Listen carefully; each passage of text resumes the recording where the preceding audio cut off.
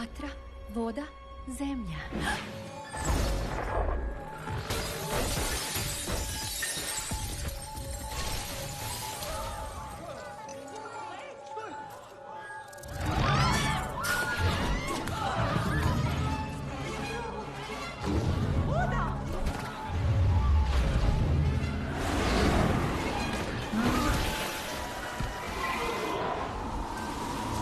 Zrak magnita, nema vatre, nema vode.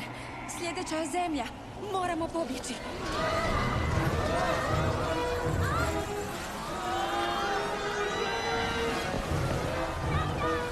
Biće sve u redu. Sklonite se na litice.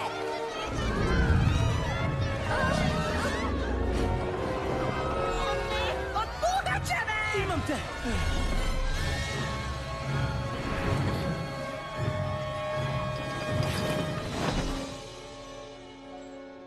Da, svi su vani i na sigurnom. Izvolite, uzmite ovo. Je li sve u redu, Olaf? O da, ovo zovemo kontroliranjem onoga što se može kad sve izmiče kontroli.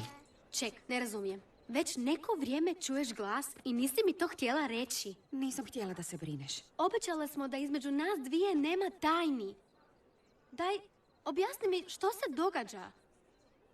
Probudila sam moćne duhove u začaranoj šumi. Dobro, to definitivno nisam očekivala.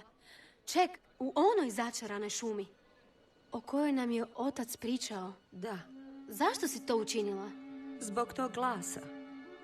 Znam da to sve zvuči ludo, ali vjerujem da je to što me zove dobro. Kako to možeš reći? Pa istjerani smo. Ma znam, ali moje moći tako osjećaju. Ja tako osjećam. Dobro.